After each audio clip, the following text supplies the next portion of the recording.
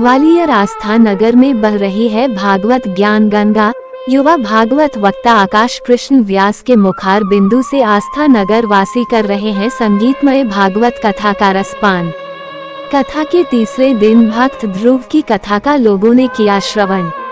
आपको बता दें कि ग्वालियर के आस्था नगर में विगत 3 दिनों से भागवत कथा का आयोजन चल रहा है। भागवत कथा में भगवान कृष्ण की विभिन्न लीलाओं का बड़ा ही मार्मिक वर्णन कथा व्यास आकाश कृष्ण जी के द्वारा की है मुखारविंद से किया जा रहा है।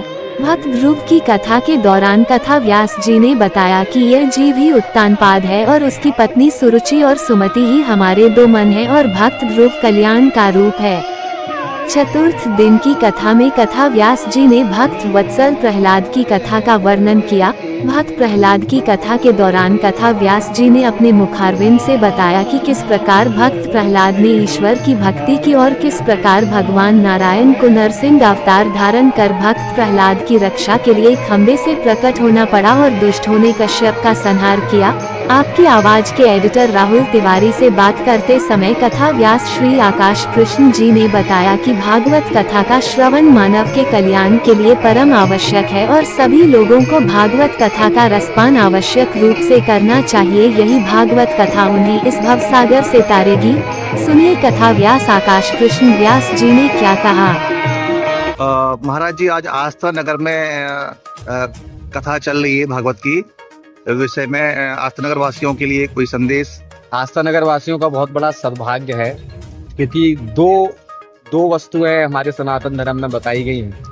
एक प्रयाग जो इस समय प्रयागराज में चल रहा है जो कुंभ है, और दूसरा कुंभ ये आस्था नगर वासियों के लिए है, जहाँ पर भागवत जी स्वयं आकर पधारी हैं और उन्हें भक्ति ज्ञान वैराग तपस्या का चारों का महत्वपूर्ण मिश्रण आस्था नगर वासियों को सुनने को प्राप्त होगा। तो ये जो तारीख इस कथा की निश्चित है, उस तारीख में 7 दिन के अंतर्गत आस्था नगर वासी इस कथा का आनंद लेंगे। संपूर्ण ग्वालियर क्षेत्र से जो भी आना चाहे इस कथा का आनंद ले सकता है। आगे जो कथाओं की जानकारी के अनुसार 24 फरवरी से अमायन में भागवत जी प्रारंभ होंगी, लेकिन तक आप भागवत जी का आनंद आस्था नगर में 2 बजे से 6 बजे के बीच में आकर कभी भी प्राप्त कर सकते। महाराज जी, संक्षिप्त बताएं, मानव जीवन कल्याण के लिए भागवत कथा क्यों आवश्यक है? क्या इसकी भूमिका है? के कल्याण के लिए भागवत कथा इसलिए आवश्यक है क्योंकि भागवत कथा आपको जीवन जीने का सिद्धांत बताती है। लोग आजकल सबसे ज्यादा परेशान है कि जीवन जिया कैसे ना।